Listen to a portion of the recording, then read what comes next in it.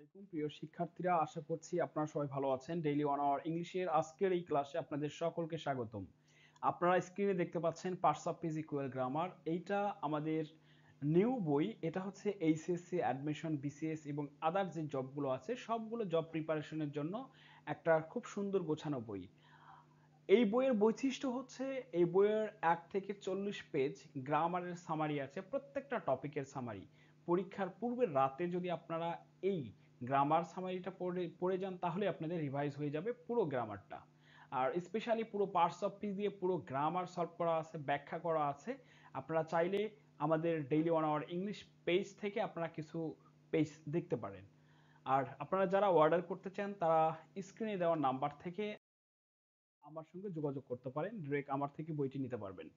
বাজারে আমাদের দুইটা বই আছে, একটা হচ্ছে পার্টস অফ ফিজিক্যাল গ্রামার, এটা সকল শ্রেণীর জন্য, এবং ডেইলি 1 আওয়ার ইংলিশ, এটা শুধু ইন্টারমিডিয়েট শিক্ষার্থীদের জন্য, text book grammar analysis.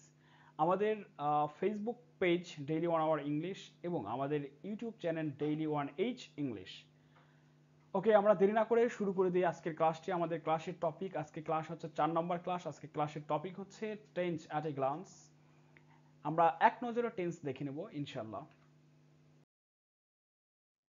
Tense at a glance আমরা একটু দেখি।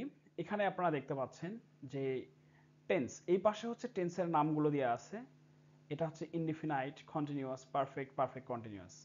এই পাশে যেটা দেওয়া আছে এটা হচ্ছে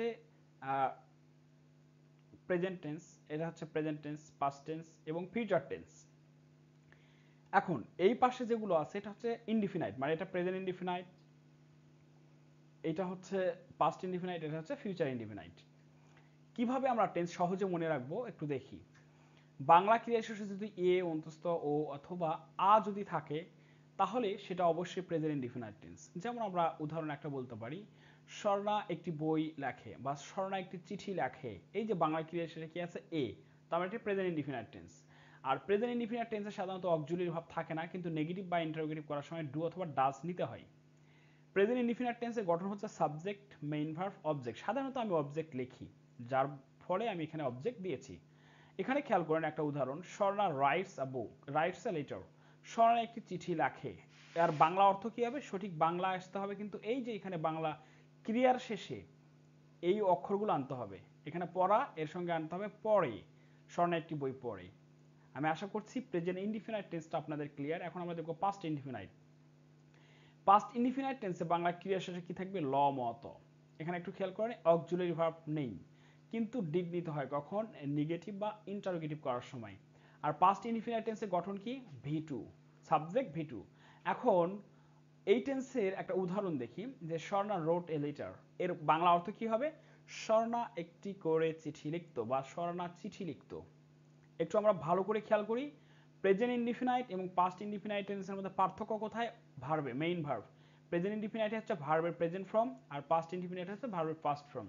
ওকে, প্রিয় শিক্ষার্থীরা, আমরা এখন দেখব future indefinite tense. Future indefinite tense Bangla কি এসে থাকবে? ব, বে, বা, বেন। মেন কথা ব থাকবে। আর একমাত্র ফিউচার ইনডিফিনাইট টেন্সেই কি আছে? অক্সিলারি ভার্ব শ্যাল অথবা উইল, এরপর হচ্ছে মেইন ভার্ব, তারপর অবজেক্ট। প্রিয় শিক্ষার্থীরা, এখানে খুবই গুরুত্বপূর্ণ একটা বিষয় যে পার্থক্য। আমরা অ্যাট এ গ্লান্স আমরা পার্থক্য দেখতে পাচ্ছি প্রত্যেকটা টেন্সের মাঝে কিরকম পার্থক্য আছে। আমরা উদাহরণ দেখি, Swarna shall write a letter. এখানে খেয়াল করি আমরা যে তিনটা টেন্সে পার্থক্য কোথায়? মেইন ভার্বে। এখানে মেইন প্রেজেন্ট ইনডিফিনাইট হচ্ছে present form, past indefinite past form এবং ফিউচার ইনডিফিনাইট হচ্ছে প্রেজেন্ট ফর্ম, কিন্তু তার পূর্বে শ্যাল অথবা উইল থাকবে। প্রিয় শিক্ষার্থীরা, আশা করছি এই অংশটুকু আপনারা ক্লিয়ারলি বুঝতে পেরেছেন। এখন আমরা পরের অংশটুকু দেখি, যে এইখানে কন্টিনিউয়াস টেন্স, তার মানে এই অংশটুকু হচ্ছে প্রেজেন্ট কন্টিনিউয়াস, এটা হচ্ছে ফার্স্ট কন্টিনিউয়াস, এটা হচ্ছে ফিউচার কন্টিনিউয়াস। ওকে, এক পাশ থেকে দেখি আমরা, তেসি, চয়স অথবা স থাকবে কোন টেন্সে? প্রেজেন্ট কন্টিনিউয়াস টেন্সে। প্রেজেন্ট কন্টিনিউয়াস টেন্সের অক্সিলারি ভার্ব হচ্ছে অ্যামিজার আর ভার্বের সাথে আইএনজি। আমাদের একটা বিষয় মাথায় রাখতে হবে, কন্টিনিউয়াস মানে ভার্বের সাথে আইএনজি। কন্টিনিউয়াস মানে কি? ভার্বের সাথে আইএনজি। প্রিয় শিক্ষার্থীরা, খুবই গুরুত্বপূর্ণ একটা বিষয়। কন্টিনিউয়াস অর্থ কি? ভার্বের সাথে আইএনজি। তার উদাহরণ কি হবে? Swarna is writing a letter, অর্থ কি? স্বর্ণা একটি চিঠি লিখতেছে। বাংলা অর্থ করার সময় কিন্তু এই যে চেনার উপায়টা আনতে হবে, স্বর্ণা একটি চিঠি লিখতেছে। ওকে, এখন আমরা একটু দেখি যে প্রেজেন্ট পাস্ট কন্টিনিউয়াস টেন্স আসলে কি। একটু খেয়াল করেন সবাই, একটু মনোযোগ দিতে হবে আমাদের এখানে। তে ছিল, এই যে তেসি আছে না, এর সঙ্গে শুধু ল যুক্ত হয়েছে, শুধু ল যুক্ত হলেই সেটা হবে পাস্ট টেন্স। কোন tense? Past continuous. Past continuous এবং প্রেজেন্ট কন্টিনিউয়াসের মধ্যে পার্থক্য অক্সিলারি ভার্বে, প্রেজেন্ট কন্টিনিউয়াসে অ্যামিজার আর পাস্ট কন্টিনিউয়াসে হচ্ছে ওয়াজ ওয়্যার। আর কন্টিনিউয়াস মানে হচ্ছে ভার্বের সাথে আইএনজি। তাহলে কি হবে? স্বর্ণা ওয়াজ রাইডিং এ লেটার, স্বর্ণা একটি চিঠি লিখতেছিল। বাংলা কি হবে একটু খেয়াল করি। এই টেন্স যদি আমরা ভালোভাবে পারি তাহলেই কিন্তু আমাদের কি হবে, এই যে মানে আমরা যে বড় বড় সেন্টেন্সের অর্থ করি সঠিকভাবে অর্থ করতে পারি না, এটা কিন্তু ক্লিয়ার হবে।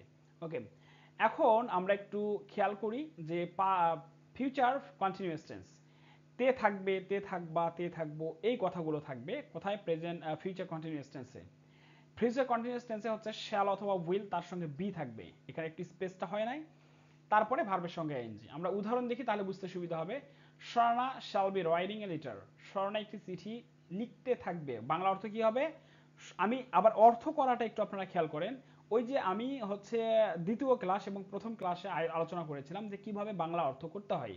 প্রথমে দেখেন আমি সাবজেক্টে অর্থ করতেছি স্বর্ণা, তারপর বলছি যে একটি চিঠি, তারপরে হচ্ছে লিখতে থাকবে। ভার্বের অর্থ কোথায় হবে? সেন্টেন্সের শেষে। এখন আমরা দেখব পারফেক্ট টেন্স। তাহলে পারফেক্ট টেন্স কয়টা আছে? তিনটা। তাহলে তিনটা পারফেক্ট টেন্সের মধ্যে প্রথম আমরা মিল খুঁজে বের করি। কোথায়? ভি3, কোথায়? ভি3, কোথায়? ভি3। তাহলে এইটা হচ্ছে মিল। তাহলে অমিল কোথায় হবে? Auxiliary verb. খেয়াল করেন প্রেজেন্ট পারফেক্টে হচ্ছে হ্যাভ হ্যাজ, পাস্ট পারফেক্টে হ্যাড এবং ফিউচার পারফেক্টে হচ্ছে শ্যাল অথবা উইল, তারপরে হ্যাভ। প্রিয় শিক্ষার্থীরা, আমি আশা করছি আপনারা এই অংশটুকু বুঝতে পেরেছেন। এবং চেনার উপায়ে কোথায় পার্থক্য হবে?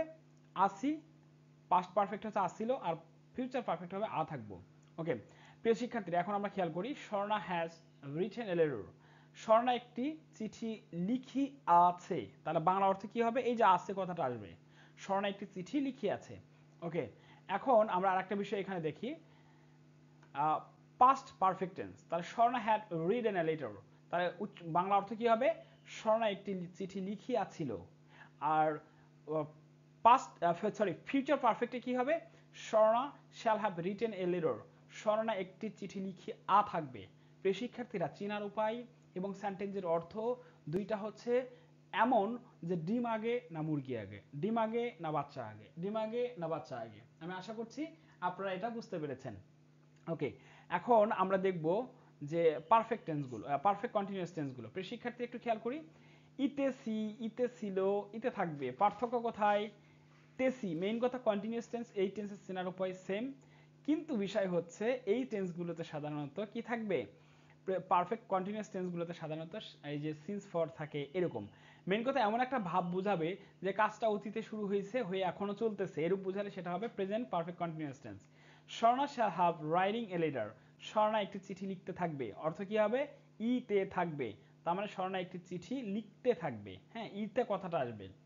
আর এখানে খেয়াল করি পার্থক্য অক্সিলারি ভার্বে শ্যাল হ্যাভ বিন, এখানে হবে শ্যাল হ্যাভ অথবা হ্যাজ বিন, আর পাস্ট পারফেক্ট কন্টিনিউয়াসে হবে হ্যাড বিন, আর ফিউচার পারফেক্ট কন্টিনিউয়াসে হবে শ্যাল হ্যাভ, উইল হ্যাভ, তারপরে বিন, ভার্বের সাথে আইএনজি। আমি আশা করছি আপনারা বুঝতে পেরেছেন। এখন খেয়াল করেন Swarna has been writing a letter, এখানে এই যে হ্যাজ বিন এইটুকু দেখেই বুঝতে পারবো আমরা এটা future present perfect continuous tense.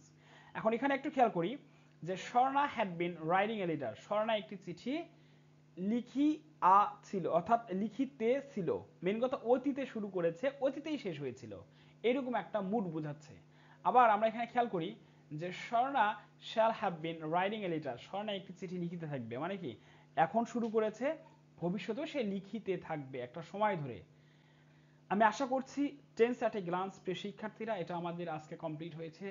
আপনারা বারবার ভিডিওটি পজ করে রেখে খাতায় লিখবেন। আমি আশা করছি এই ভিডিও থেকে আপনাদের টেন্সের একটা সমগ্র ধারণা পাবেন। আপনাদের কোনো কোশ্চেন থাকলে অবশ্যই আমাকে কমেন্টে জানাবেন।